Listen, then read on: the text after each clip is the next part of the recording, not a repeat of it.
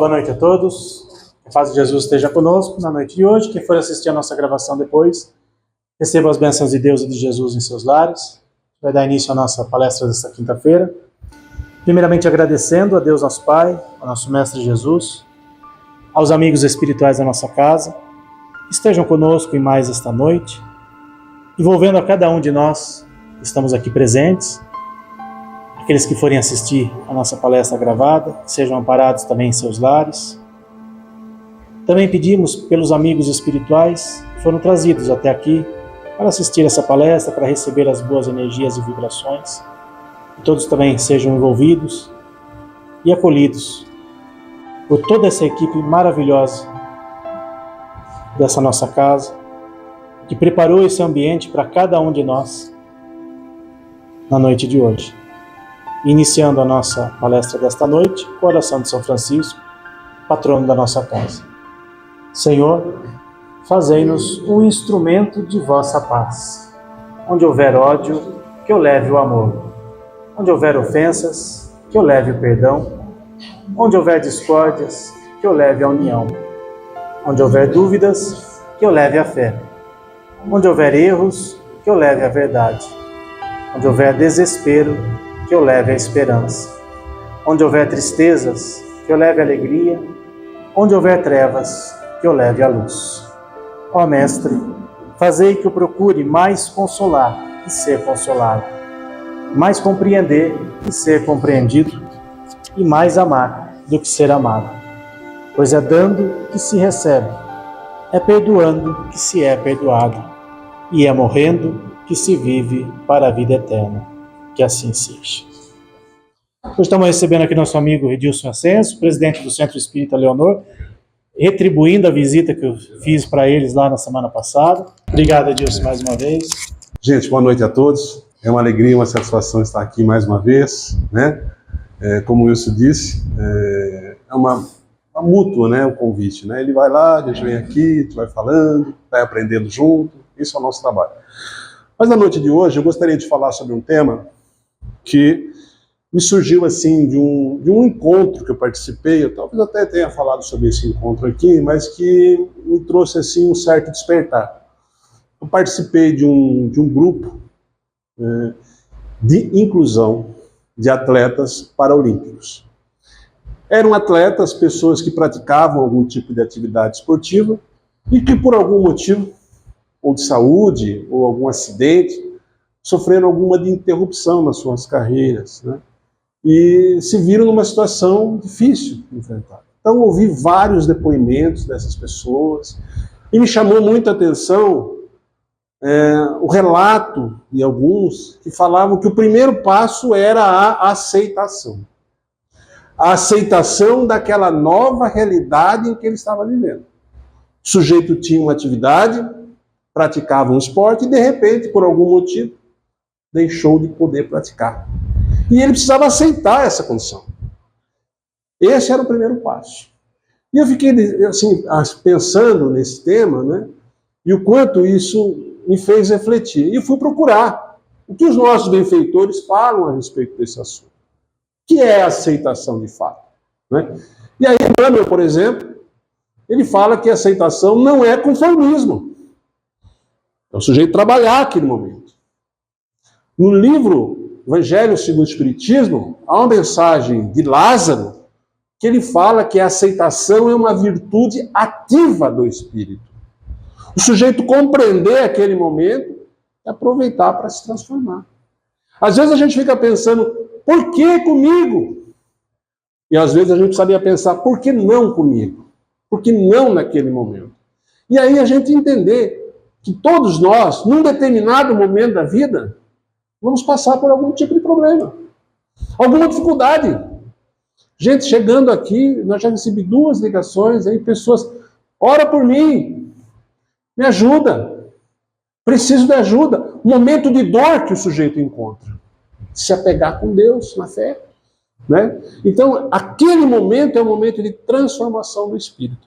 E aí eu encontrei nesse livro, nesse livrinho, chamado Ceifa de Luz, do nosso querido Emmanuel, com Chico Xavier, um capítulo muito interessante que eu gostaria de compartilhar com vocês essa noite para a gente poder refletir um pouquinho sobre esse tema. O capítulo chama-se Renovação em Amor.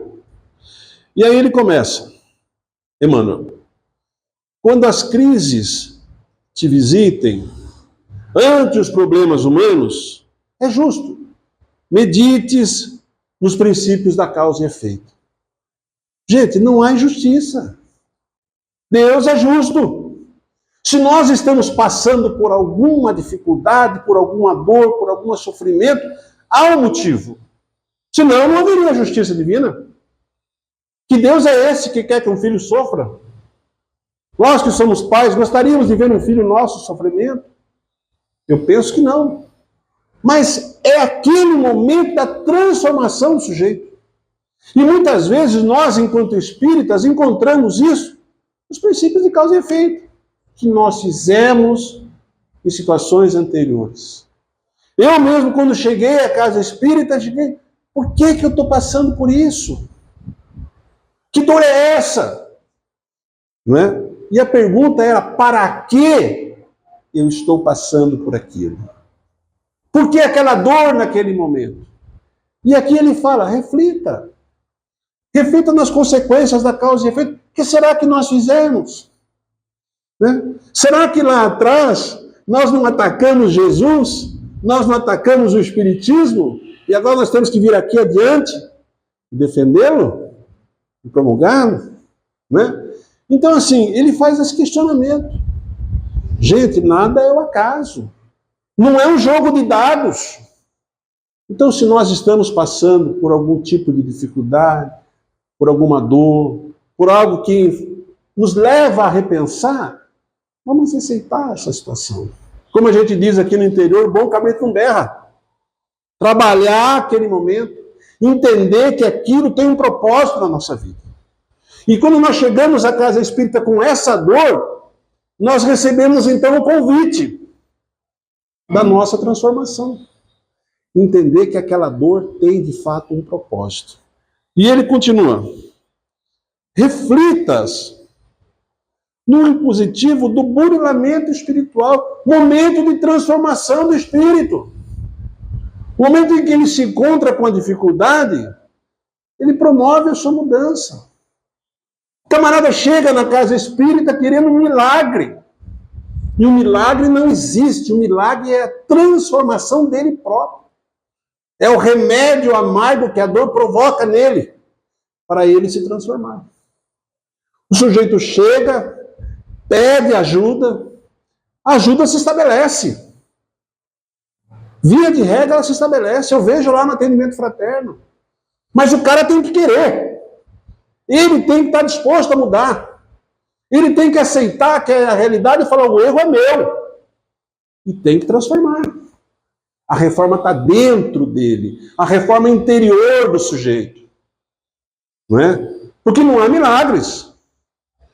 O sujeito chega lá e pergunta, o que será que vai ser no futuro? O futuro vai ser o que você está fazendo hoje. Se você está plantando coisas boas, coisas positivas, seguramente o seu futuro será bom. Agora, se ele está desviando do caminho reto, fatalmente vai colher. Então ele faz esse convite. Um convite de burilamento do espírito. Que muitas vezes a gente se esquece. Não é? A gente esquece de Deus, esquece de Jesus. Eu lembro daquela passagem em que Jesus está ao barco dormindo. Chega aquela tempestade e os discípulos falam, ó, é melhor acordar o homem aí. Vai virar. Né? Vai virar o barco. Aí, bom, aí acorda Jesus. E ele fala, homens de pouca fé. E nós deixamos Jesus dormindo lá. Agora, quando o sapato aperta, aí a gente vai atrás dele. Né? Esses dias eu participando de um encontro também, né? Alguém fez uma pergunta, olha, lá na minha família tem um sujeito que não aceita Jesus, não entende, perguntou para o palestrante que educadamente disse, falou, olha, não sei responder. Não sei o que é viver sem Jesus. Não sei como fazer. Não posso te ajudar. Porque Jesus tem que estar presente no nosso dia a dia o tempo todo. Jesus é o nosso modelo e guia. Nós é que nos afastamos dele. Né? Agora, quando o calo aperta, aí o sujeito vai lá. Vai na casa espírita, vai numa outra casa. Né? Natural. Mas nós não podemos lembrar de Jesus só nesses momentos de dificuldades. Nós temos que seguir o caminho de Jesus o tempo todo. E ele fala que esse é o momento do burilamento do espírito. Lembre-se da palavra do filho pródigo.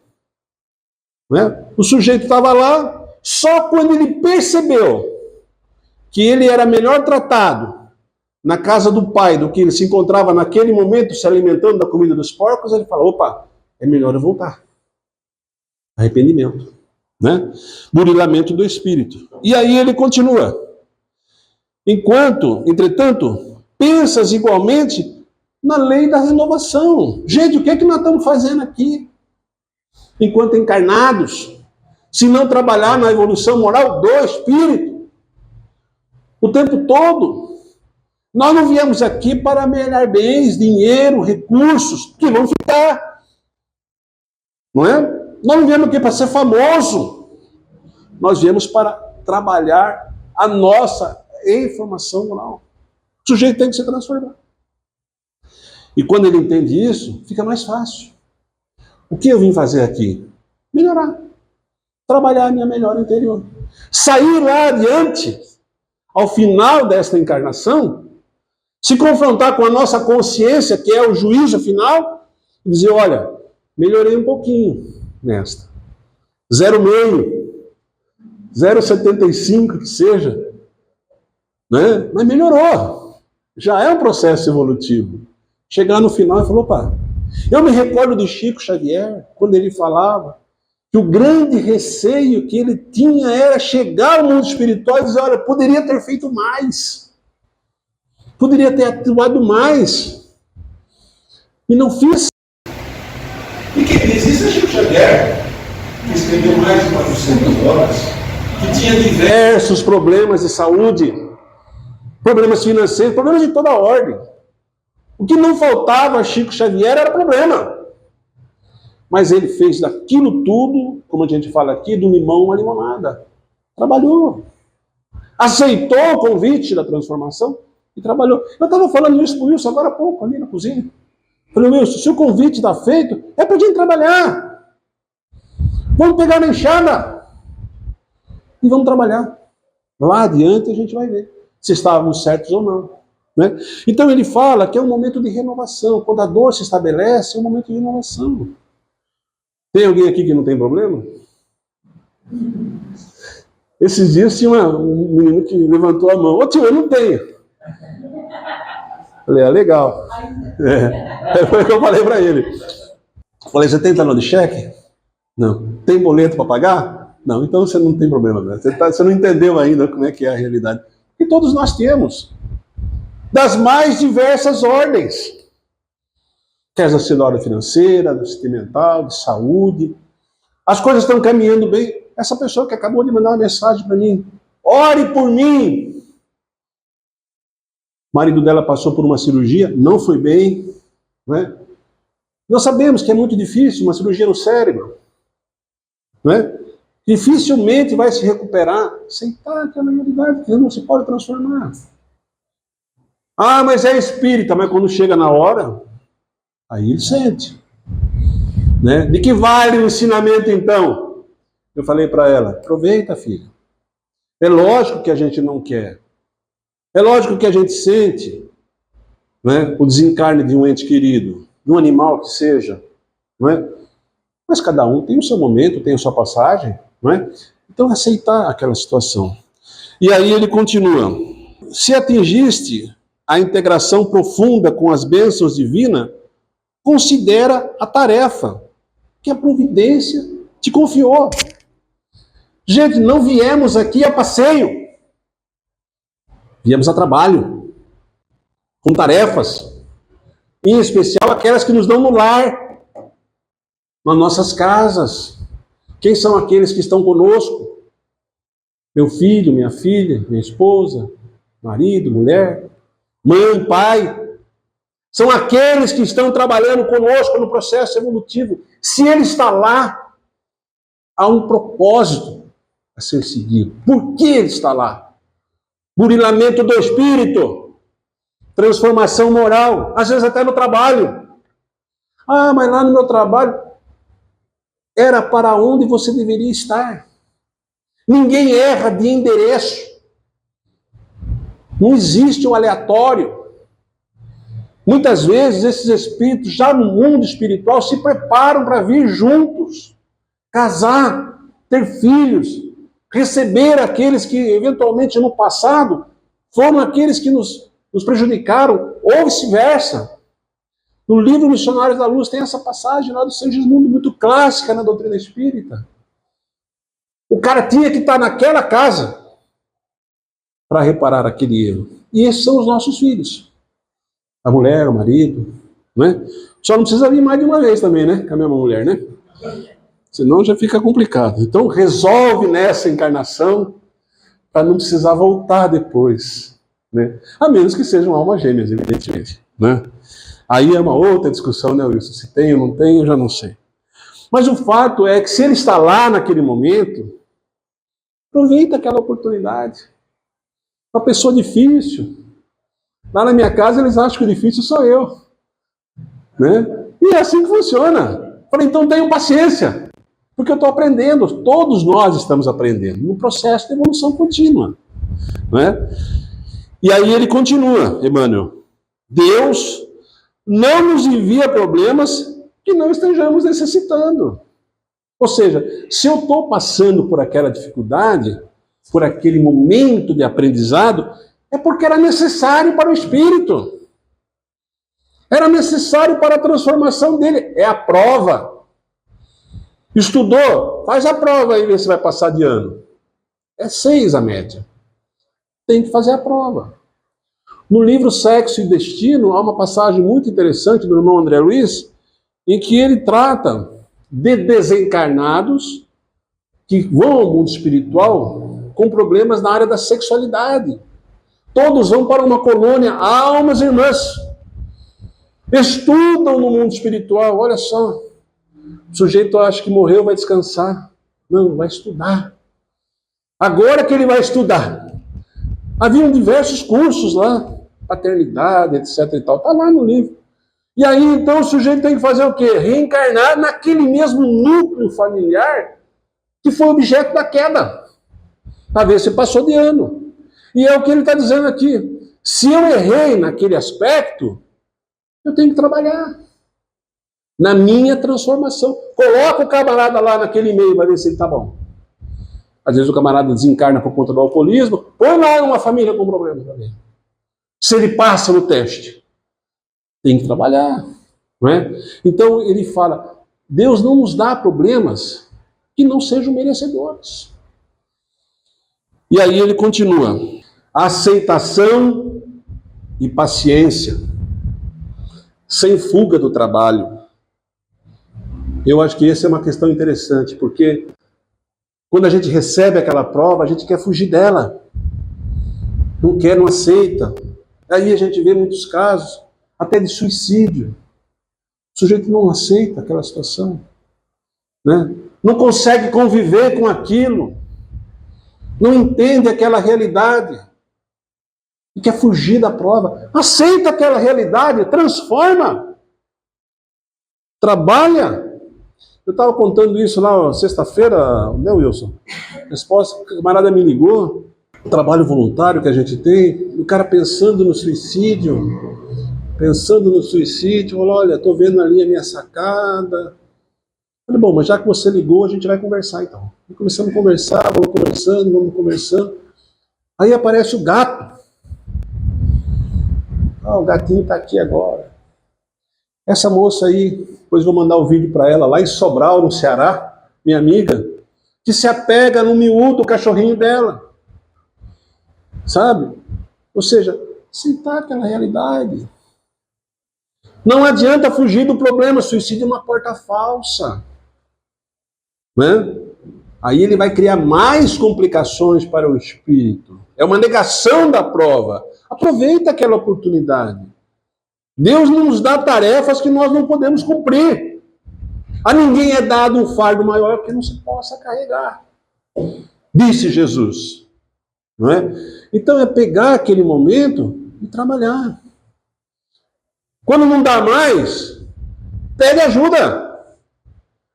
Esses dias eu falei isso lá, fui recriminado também. Eu, quando não vejo que não dá mais, dobro o meu joelho e peço. Qual é o problema de dobrar o joelho? O espírito não gosta muito, né? Ah, não. Dobra o joelho, pede. Conversa com o seu mentor, com o seu anjo da guarda, pede a Deus, a Jesus, olha, não estou aguentando mais. Não dá para mim. Quando eu era goleiro, viu, Wilson? Quando a bola vinha, não dava para mim, eu falava, não é mais. Se virem aí.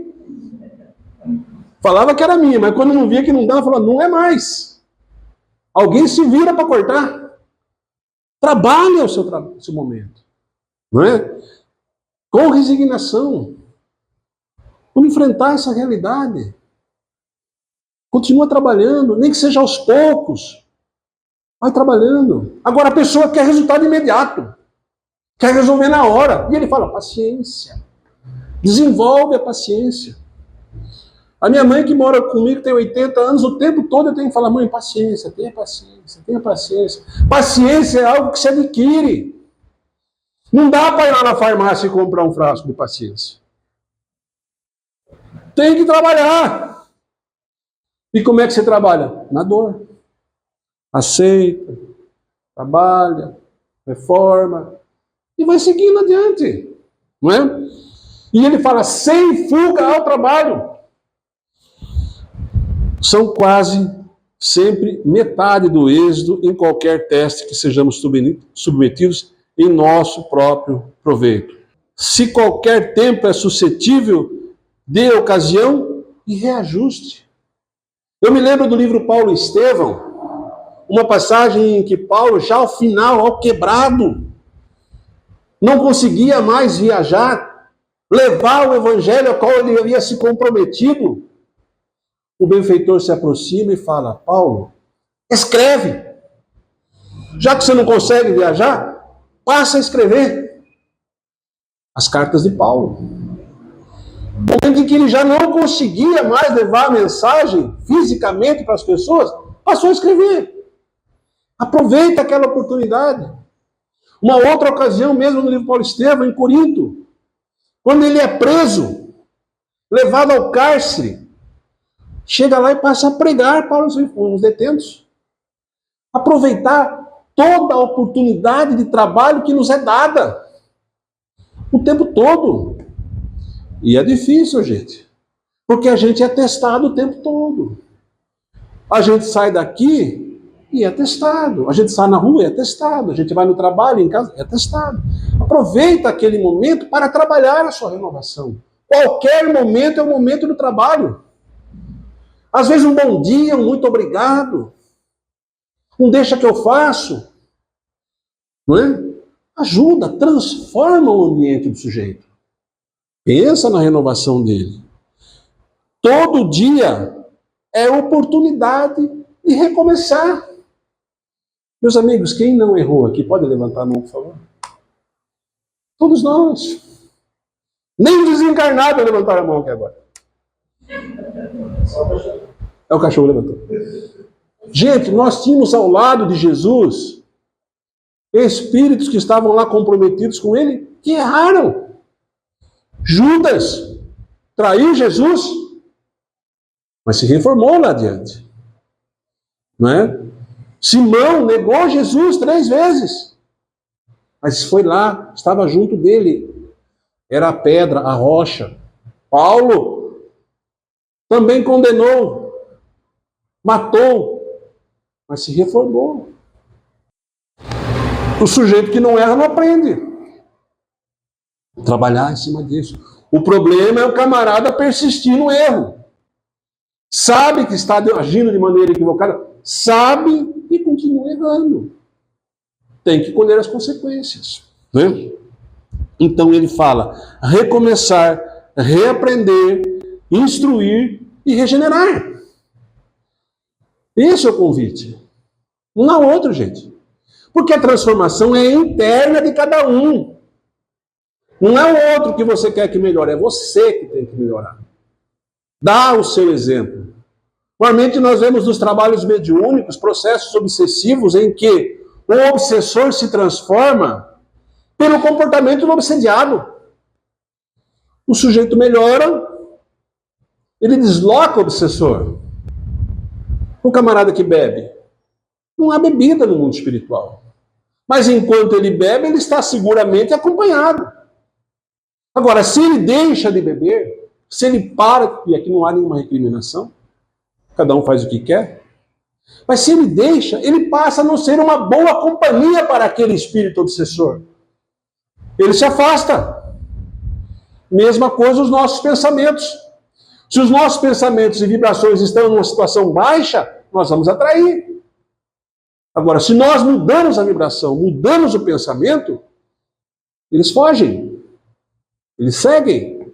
Eles compreendem que não são mais. E eu deixo de ser uma boa companhia para aquele obsessor. Transformação o tempo todo. Depende de cada um. Não é só ir no centro. Não é só ir na igreja. No culto. O cara tem que se transformar. Ajuda? Ajuda. Agora mesmo eu falei para essa pessoa, vai lá no centro. Né? Peça lá ajuda. Porque os amigos espirituais, eles estão dispostos a ajudar. Mas o camarada quer ajuda? Não é? E aí ele continua. O amor que estejamos acrescentando à obrigação que nos cabe é a plantação da felicidade. Fazer tudo aquilo que você faz com amor e com dedicação. Eu odeio arrumar cozinha. Quando minha mãe fala, tem que arrumar cozinha, é uma briga lá em casa. Mas ainda assim eu tenho que fazer a melhor maneira possível. Né? Ou seja, trabalhar naquilo que você vai fazer. Fazer o melhor possível. Fazer o que dá. O que está ao seu alcance. Isso funciona muito no trabalho do voluntariado. A gente vê, a pessoa vai, aceita o trabalho, faz com boa vontade. Não há dinheiro que pague uma recompensa a essa. Então, trabalhar essa transformação. E ele termina. Onde estiveres e como estiveres, na área da dificuldade, serenidade. Equilíbrio. Nós precisamos manter o equilíbrio. No livro Missionários da Luz, desde o início da obra, ele fala, olha, tem que ter serenidade. Gente, tem coisa que dá para resolver, tem coisa que não dá. O que não dá já ficou. Agora, aquilo que dá para resolver, vamos trabalhar para resolver. Mas com calma, uma coisa de cada vez, com serenidade. Porque o desequilíbrio do espírito atrai as doenças. O camarada desequilibrado, mesmo aquele que sabe nadar, morre afogado. Mantenha calma. Mantenha seu equilíbrio. Né? Agora, se o sujeito não permanecer e não tiver o equilíbrio, como é que ele vai resolver? Como é que ele vai tratar dos assuntos? Né? Ele vai tumultuar ainda mais o ambiente. Pega um tomate ruim, põe numa caixa. Contamina. Equilíbrio. Vamos com calma aí. Deixa. Quer ter equilíbrio? Vai lá ser presidente da casa espírita. Vai trabalhar lá. Vai ver como é que é. Aí o cara está à prova, né, meu? Aí ele está à prova. Eu digo isso porque a gente tem que tratar das diferenças. Não dá para agradar todo mundo, nem Jesus agradou. Botaram o homem na cruz. Não é? Então a gente tem que entender que cada um está naquele momento. Que você tem seus limites a fazer. Não adianta pegar um chicote e ficar chicoteando as tuas costas, se automutilando. Faz o que dá. O que não dá, ficou para amanhã. Eu costumo dizer que, muitas vezes, a decisão eu deixo para o dia seguinte. Porque entre um dia e um outro tem uma noite. Dobro lá o meu joelho e peço ajuda para os meus amigos espirituais. Dá uma mão aí. É lógico que eu não vou pedir os números da loteria. Mas eu posso pedir uma intuição. Né? E aí, o que eu faço diante dessa situação, dessa realidade? Porque tem situações, meus amigos, que nós temos que simplesmente aceitar. Né? Bateu na nossa porta e entender aquela realidade. E aí o sujeito não aceita. E o trabalho da aceitação é esse. Lá daquele atleta que eu vi o depoimento do camarada falando, um jovem de 15 anos lá falando, cego, que deu um depoimento que eu até fiquei envergonhado, porque o cara falou 1 hora lá, não pegou um papel nem nada, ficou falando. E ele falou, olha, com 7 anos eu comecei a perder a visão. Aos 15 eu já não enxergava mais. Né? E ele teve que se adaptar àquela nova realidade e diz, olha, a semana que vem eu vou viajar, eu vou participar de uma competição lá na Austrália, e eu jamais poderia imaginar que um jovem favelado chegaria até a Austrália, representando o Brasil numa competição internacional. Né? Mas ele aceitou, transformou, trabalhou aquela realidade. E ele fala da serenidade, e é um espírito de serviço, entenderás com facilidade que o amor cobre uma multidão de pecados, apressando a nosso favor a desejada conquista da paz e da libertação. Então, meus amigos, nós precisamos entender, isso não é eu, somos nós todos, que as dificuldades, elas são inerentes ao ser humano. Elas vão acontecer num determinado momento das nossas vidas. As provas estão aí, as mais difíceis. E quando elas chegarem e baterem as nossas portas, que nós possamos enfrentá-la com coragem, com aceitação, trabalhar na nossa melhora interior, aproveitar aquele momento e falar, olha, agora é o momento de burilação. Às vezes eu converso com a pessoa, não aceito que o marido foi embora. Viu? Abre outra porta. Para de reclamar. Continua trabalhando. Não era para ser. Agora, aquilo que eventualmente a gente precisa trabalhar, tem que trabalhar, corre atrás. Perdeu o emprego, vai buscar outro. Trabalha. Não fica parado. Não é? Agora, perdeu um ente querido, o que é que vai fazer? Né? Deixar o sujeito seguir a realidade dele. Lá André Luiz fala, trazendo mensagens de Jesus, deixar que os mortos enterrem os seus mortos. Tá? Tranquilidade no espírito, no mundo espiritual, para que ele trabalhe. Então o processo de aceitação é um processo de transformação. É uma virtude ativa do espírito, como nos fala Lázaro. E que nós temos que aproveitar aquele momento e trabalhar a nossa transformação moral. Meus amigos, eu acho que isso já é uma tarefa grande para a gente repensar. Para a gente chegar nas nossas casas, repensar, porque não é fácil. A vida lá fora é diferente, dentro da casa espírita é fácil. Né? Aqui somos todos irmãos, todos amigos, mas e lá fora? Né? As dificuldades do dia a dia, que nós estamos expostos o tempo todo. Somos colocados à prova. O tempo todo, gente. É isso que nós temos que trabalhar. A nossa melhora interior. É esse o convite que o Espiritismo nos faz. Reforma íntima. Quando a gente fala reforma íntima, não é ser santo. Não é o camarada chegar à santidade, não. São poucos. Aqueles que aqui estão encarnados não estão nessa condição ainda. Nós estamos num planeta de provas e expiações, trabalhando o nosso burilamento. Né? Demorará muito, mas chegaremos à angelitude. Mas depende do trabalho do camarada. Ele tem que se esforçar. O esforço é pessoal de cada um para a sua transformação. Não é o outro. Eu não altero, não mudo meu filho. Eu posso tentar ajudá-lo, através até dos meus exemplos. E devo ajudá-lo. Preciso ajudá-lo. Mas ele querer é uma outra realidade. Às vezes o cara tem que sofrer. Às vezes o camarada tem que jambrar lá, passar pela dor.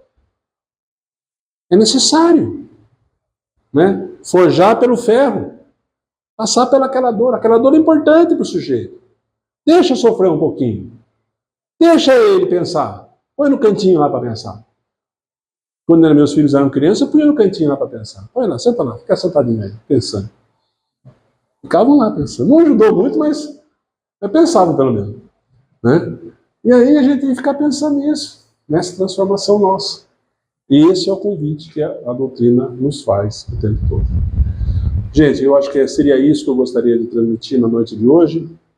Agradecendo imensamente o Wilson o convite, a oportunidade da palavra, porque o palestrante é o mais devedor.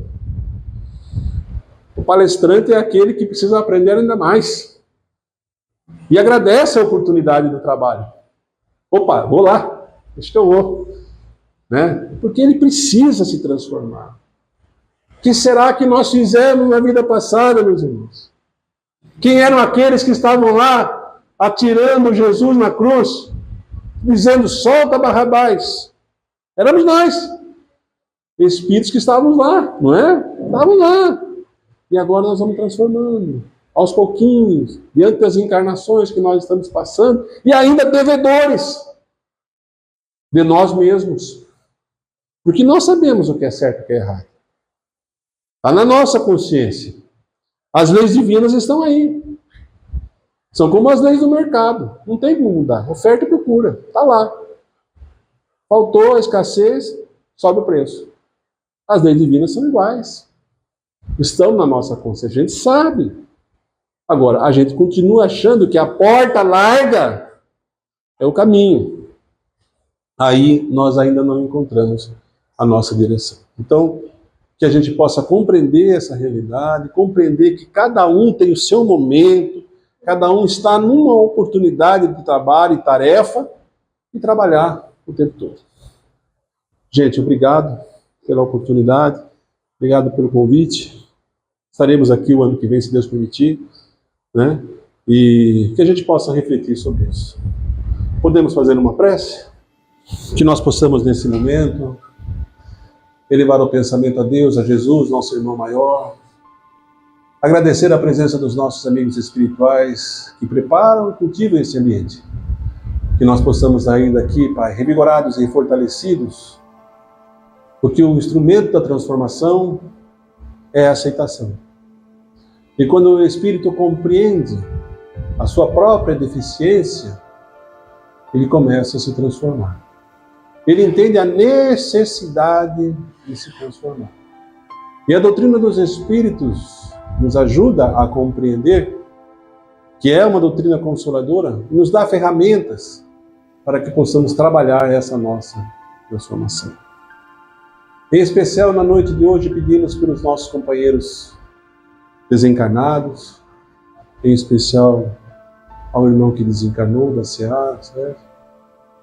Peço também a oportunidade, aproveitando também a oportunidade, de pedir pelas irmãs que solicitaram por mim nesse momento, mas nós sabemos que são os amigos espirituais que acolhem a irmã Sueli, Eliane, também recebam a visita dos nossos benfeitores, auxiliando, ajudando, ao nosso protetor, Francisco de Assis, encarnação de João, evangelista, discípulo amado de Jesus.